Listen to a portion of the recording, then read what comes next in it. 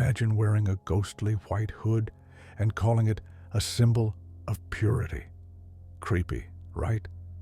But what if I told you that this symbol wasn't just spooky, it was terrifying? It belonged to one of the most notorious hate groups in history. The Ku Klux Klan didn't just dress in bedsheets for Halloween. They used fear, violence, and terror to shape America's darkest moments. The KKK was born out of the ashes of war. Picture this. It's 1865, the Civil War just ended, and the South is in ruins. The Confederacy lost, slavery is abolished, and former slaves are now free. But not everyone was ready to accept that.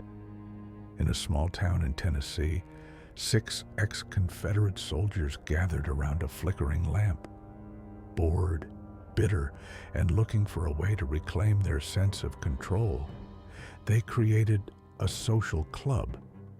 They named it the Ku Klux Klan, a mashup of the Greek word kyklos, meaning circle, and some good old Southern mischief. What started as a so-called prank, a group of men riding around in white robes to scare people, soon became something much darker. The Klan quickly morphed into a violent militia. Their target: Black Americans and anyone who supported Reconstruction. Think of it like vigilantes with a twisted sense of justice, except their weapons were terror and lynch mobs. But then came 1871, and President Ulysses S. Grant had had enough. The federal government passed the Ku Klux Klan Act, giving authorities power to crack down on Klan violence. For a while, it worked. The KKK was driven underground, but like a horror movie villain, they weren't gone for good. Fast forward to 1915, the country was changing again. Immigration, women's suffrage, and industrial growth were reshaping America. That's when a man named William J. Simmons decided to revive the Klan.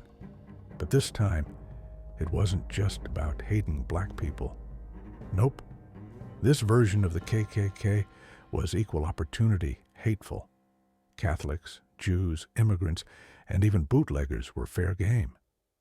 By the 1920s, the KKK wasn't just a fringe group, it was mainstream.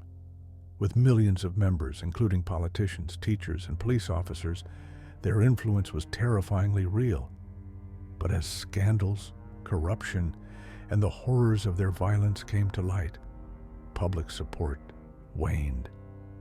By the 1940s, they had lost most of their power, but unfortunately, not their presence. Imagine living in a town where your neighbor, your teacher, or even your mayor secretly wore that white hood. Creepy enough to make your skin crawl, right? That's the level of secrecy and influence the Klan had. Now, ask yourself, how do you fight hate when it's hiding right next door? Today, the Ku Klux Klan is far from the force it once was, but its legacy of hate still lingers. It's a reminder that intolerance thrives when good people stay silent. The story of the KK isn't just about fear, it's about resistance too. People have always fought back, from the civil rights movement to modern activists who refuse to let hate have the final word. History isn't always pretty, but it's important to remember and to learn from it. If you found this story thought-provoking, hit that like button and share it with someone who loves uncovering the past. Don't forget to subscribe for more stories that explore the good, the bad, and the downright strange moments in history. What topic should we dive into next? Drop your ideas in the comments.